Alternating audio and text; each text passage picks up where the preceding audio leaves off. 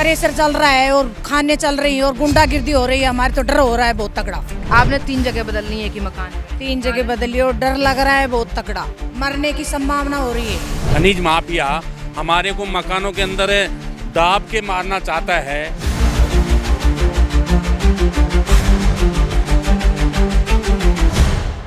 और हम मकानों पे मकान छोड़ छोड़ के बाहर रहे। क्यों ऐसा? मैंने क्या गुनाह कर दिया आपको वोट देके? मोदी जी, आज इस गांव में 1500 मकान है, 2000 मकान है, सबके मकान टूटे हुए हैं।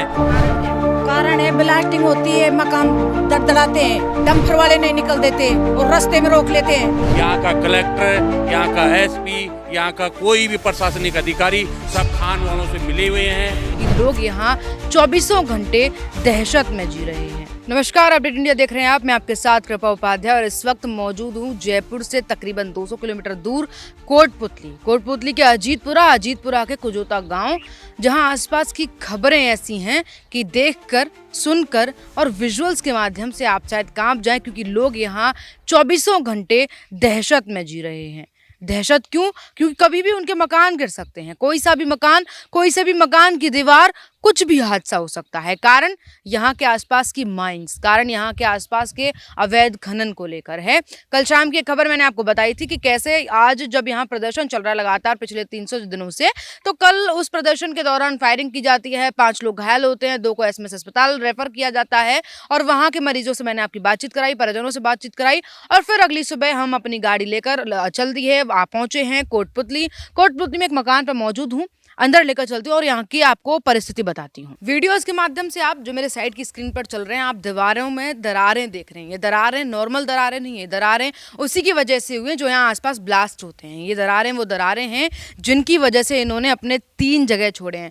पीछे मकान था, पहले ये मकान रहा, और अब इन्होंने यहाँ अपना आशियाना डाल दिया, क्योंकि इनको डर है कि कभी भी इनका ब्लास्ट हो सकता है, कभी भी मकान की छत गिर सकती है। मेरे साथ दादी मौजूद हैं।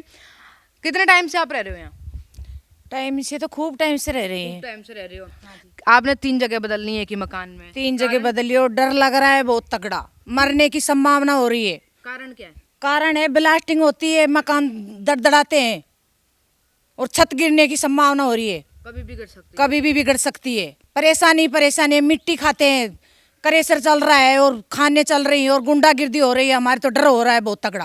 अच्छा, आपने कभी रोकने की कोशिश की? खूब की, कहीं चल ही नहीं रही हमारे को तो आकर डांट लगा देते हैं और बंदे एकदम शांत कर जाते हैं।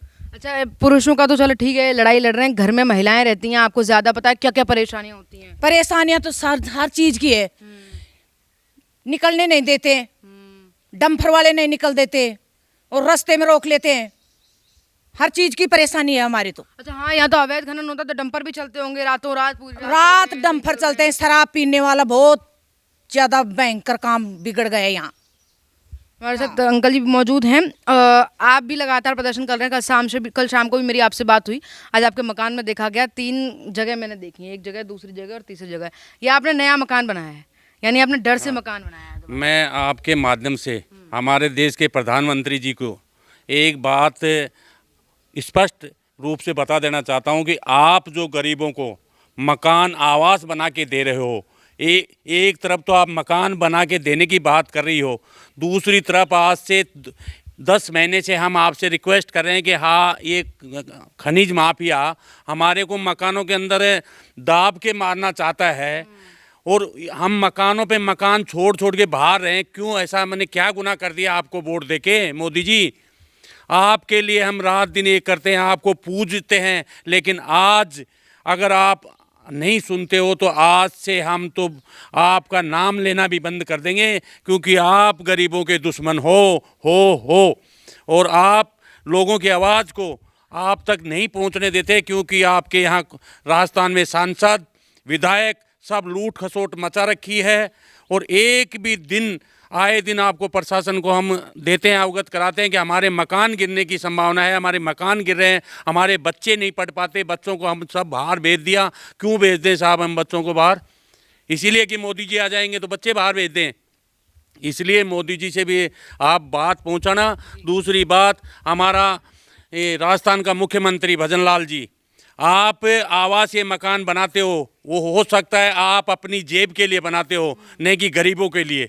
आज इस गांव में 1500 मकान है, 2000 मकान है, सबके मकान टूटे हुए हैं। क्यों? क्योंकि आपने जो अवैध माइनिंग चलवा रखी है, अवैध खनन चलवा रखी है आपके सांसदों द्वारा, आपके विधायकों द्वारा, ये गांव वालों को मारने के लिए चला रखी है, नहीं कि हमारी कोई सुनता है। यहाँ का कलेक्टर, यहाँ का एसपी, यहाँ का कोई भी प्रशासनिक अधिकारी सब खान वालों से मिले हुए हैं, और जब भी हम इनके पास जाते हैं तो हमारी कोई नहीं सुनता है। और ये एक फ़ोन कर देंगे ना, आज गाँव वाले ऐसे कर रहे हैं, तो ये 1000-2000 पुलिस वाले यहाँ आ जाएंगे और धरना उठा देंगे बिगड़ उसके काम से। तो कल इसको लेकर फायरिंग भी तो की गई थी गांव में। आज से 29 तारीख को ये धरना 300 दिन से चल रहा है, कंटिन्यू चल रहा है, और कलेक्टर की अनुमति से चल रहा है। कलेक्टर साहब से पहले परमिशन ली थी, हम धरना लगाएंगे, बोलो आप लगाओ धरना। उसके बावजूद इन खनन माफियाओं ने ये कहा कि अगर ये धरना चलता है ना, तो हमारी जो डीप फ्लो बड़ी होल है वो चलाने में हमारे को समस्या आ रही है। वो जाके एसडीएम को बताया कि हमारे मतलब ये 1000 डंपरों से पार नहीं पड़ रही, हमारे को तो इस खान से 2-3 हज़ार डंपर निकालने हैं। तो इसलिए कैसे हो, इन गांव वालों के आप ज़बरदस्ती करके इनको यहाँ से उठा के भगा दो, क्योंकि गांव वाले कभी लड़ाई नहीं करते हैं, क्योंकि उनके पास खाने का जुगाड़ ही नहीं है। 200, 300, 400, 500 रुपये की मजदूरी करने वाला इन प्रशासनिक अधिकारियों से लड़ेगा? नहीं लड़ सकता। इन खनिज माफियाओं से लड़ेगा? नहीं लड़ सकता।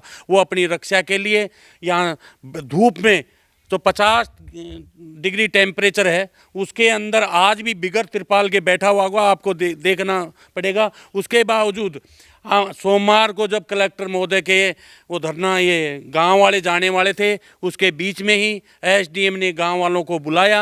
अगर भाई मेरे से गलती हुई है, मैंने आपका धरना गलत उठा दिया, मेरे को नहीं उठाना चाहिए था, आप ये धरने की परमिशन ले जाओ और धरना आपका वहीं लगाना जहां पहले था। गांव वालों ने 1000 बार कॉल किया है, वहाँ से क्या आता है, बात हो गई, खान नहीं बंद होंगी, खान बिल्कुल चलेंगी चलेंगी चलेंगी। 181 हाँ, 181 से संपर्क आता है। मैंने एक बार ये भी कहा था, हमारी माननीय मुख्यमंत्री जी से एक बार बात करवा दो, क्योंकि वो जनता की सुनते हैं, पर सुनते किसकी हैं ये हमारे को आज तक मालूम नहीं पड़ा। गरीब की तो नहीं सुनते। अच्छा, आपके गांव में जितने भी मकान है सब में दरार है? सब में दरार नहीं, गिरने वाले हैं सारे के सारे। आप मदद करेंगे सबको दिखाने में? सबको दिखाने में आपकी मदद करेंगे क्या? वो आप भी दब के मर जाओगे, पर बाहर से दिखाएंगे आपको।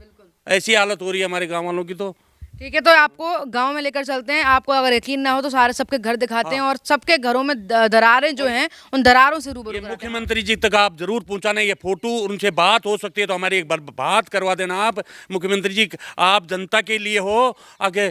और एक मुख्यमंत्री जी का एक बात और बता देता हूँ, आज से 3-4 रोज पहले मुख्यमंत्री जी ने ये कहा था कि या तो गुंडे बदमाश राजस्थान छोड़ दें, नहीं उनकी जगह जेल में है। लेकिन मुख्यमंत्री जी ने क्या किया, गुंडे और बदमाश खान चलाओ, और जो उनका विरोध करे, शरीफ आदमी, जो इज्जत वाला आदमी, जो गरीब आदमी 200-300 रुपए की दिहाड़ी करता है, उनको अंदर डाल दो। ये हमारे मुख्यमंत्री जी ने किया है।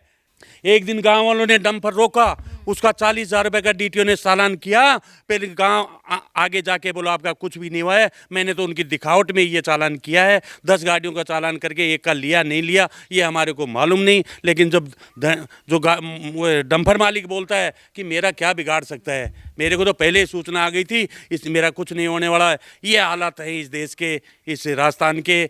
हम दुखी हैं। और मोदी जी की फोटो ने फेंक दिया बाहर।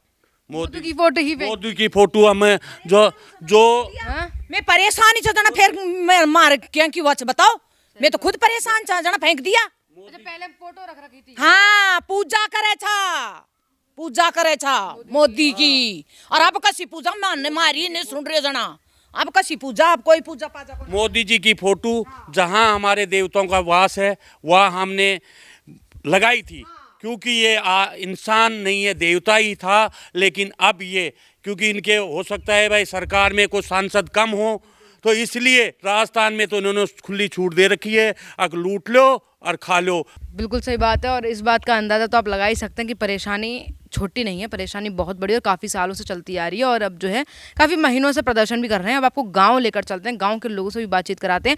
ये भी मकान है और मकान की दीवारों में दरारें हैं, वो मैंने आप तक पहुँचाई हैं। और भी मकान है, उनसे भी बातचीत कराएंगे, लोगों से बातचीत कराएंगे, दिखाएंगे आपको उन मकानों की भी दरारें।